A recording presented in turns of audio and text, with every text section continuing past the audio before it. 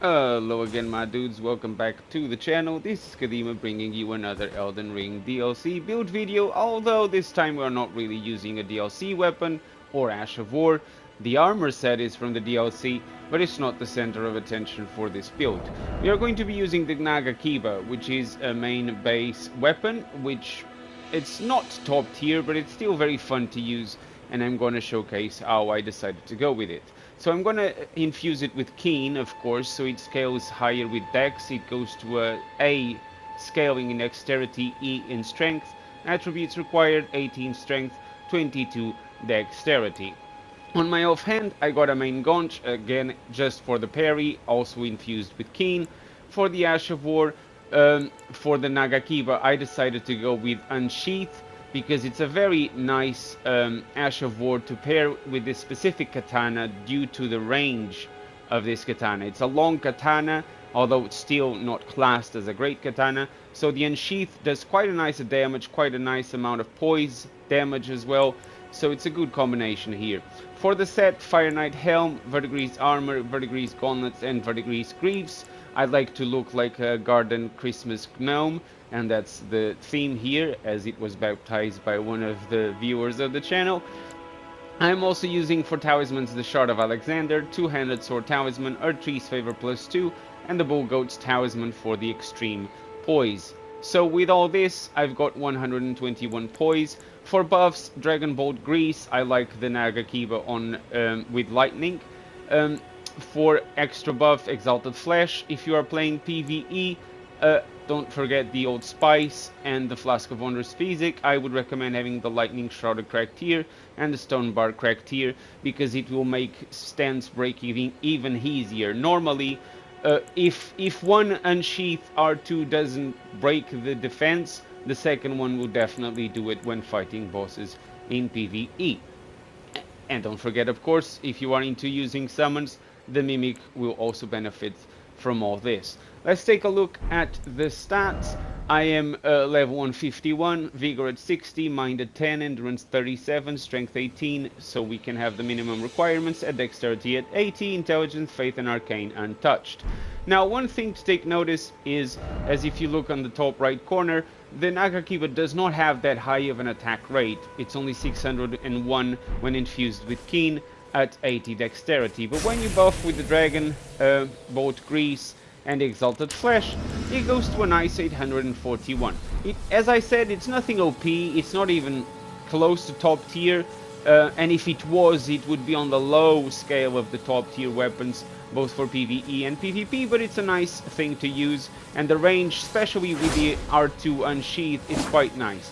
A good combo that works, which I find that works, it's R1, R1 to a semi-charged R2 and then the Unsheath. This normally, if you get lucky enough, it one-shots enemies, this combo. It's very nice. It depends, of course, on your opponent. It's not a true combo or anything like it, but it's nice to pull, and it roll catches if you time it perfectly. Another way to roll catch quite nicely is R1 to Unsheath, because it will often roll catch enemies. And this is pretty much it. As usual, I'm going to showcase the PvE and PvP examples. If you are new to the channel, please consider subscribing. It helps us grow. And if you are one of my regular viewers, thank you so much for the continuous support. Enough said, let's watch those examples. As per usual, as you all also already know by now, we are going to start with the Black Knight boss. I'm going to buff with the Lightning Grease, the Exalted Flesh, the Old Spice Aromatic, and I nearly forgot to actually equip the Flask. Here we go. Now all you gotta do is avoid this. Unsheath with the R2, a charged R2, Unsheath R2. He's actually stunned, but I don't even need to do the critical.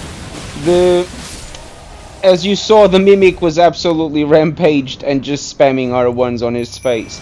Now for the Chief Blood Fiend, I'm gonna summon the Mimic as well. Recover my HP with a Flask. Get that Lightning Grease on the sword. Or katana, better said. Time for some Exalted Flesh. The Mimic is already on the job. As you can see, this time he's decided not to obsess with anyone outside the folk because I already killed them all. So by the time I start with the Unsheath R2, I do another Unsheath R2, and as you saw, he was stunned, but there's no need for the critical. It's already a job done. Now moving on to the PvP, I'm gonna fight my good friend Peyton. He's actually there, so I'm gonna just equip the wave so I can say hello. Gotta get these buffs done. As you can see, the grease is on the sword. I've got the Exalted Flesh as well. And then I did manage to get the combo with the Unsheath R2 followed by a running R1 to a jumping attack. So if you time it all right, it actually works. But this one is even better. Gotta get those buffs going. This guy is going to try to attack me while I buff, which is okay, no problem. But then I'm gonna R2 running attack followed by Unsheath R2 for the win. He pretty much had no HP and no armor. GG. Now for the next fight, I didn't get many parries using this setup because I think people were quite overcautious when they saw the dagger coming out. But this was one of the few fights that I actually managed to get quite a clean and smooth parry. I got that running R2 for the damage, tried to get the running R1 but didn't connect, another running R2, he's nearly dead, but because I actually had the dagger out, I tried the parry, it went just perfectly and smoothly. Nice fight, GG.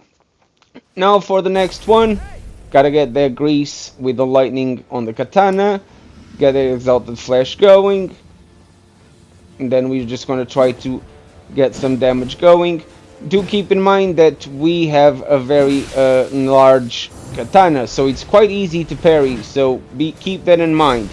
Unsheath, which didn't actually hit the target, he decided to remove his shield, which is nice, because then I'm not so scared to take the risks with the running R2s, and then I managed to run R2 to Unsheath R2 for the win.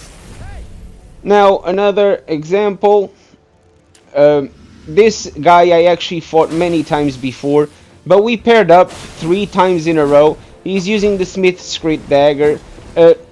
Originally, as you saw, he didn't attack me while I buffed, but you are going to see the change in behavior, that he just suddenly started to attack me every time.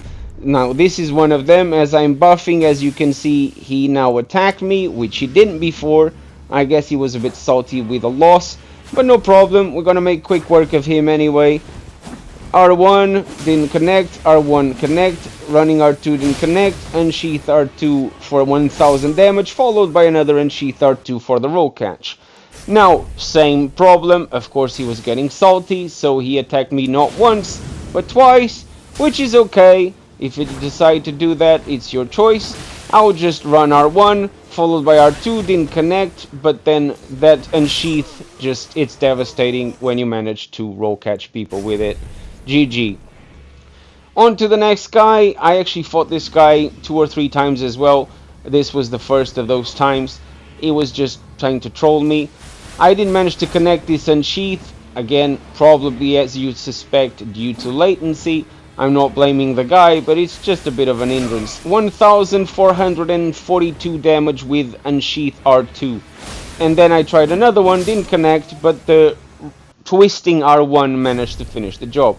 Now, cute pixel girl, I fought this girl many times, girl or guy, I don't really know, but judging by the name, fought them many times, even on stream.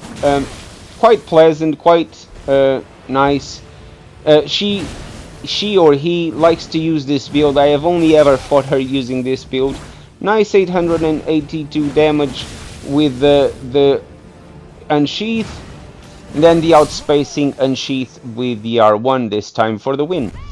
GG. Now for the next one. Don't forget to use those buffs.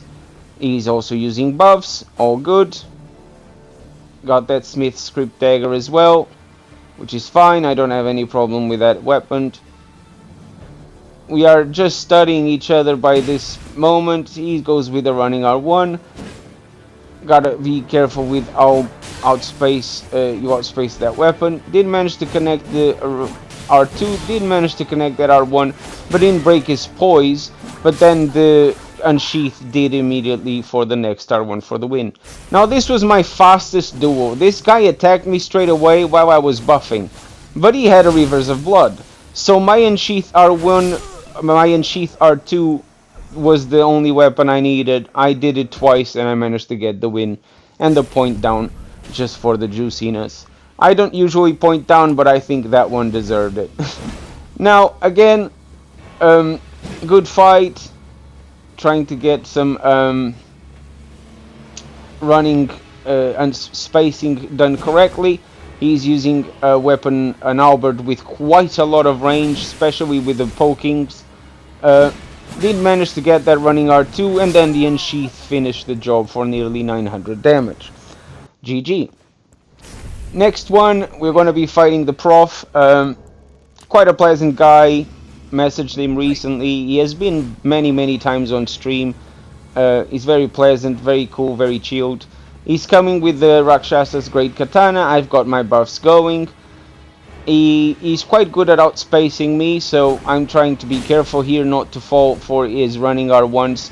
Normally, most people using the Great Katanas, they do running R1s and then they follow up with a second R1 or a jumping R1. So in this case, he followed with a jumping R1.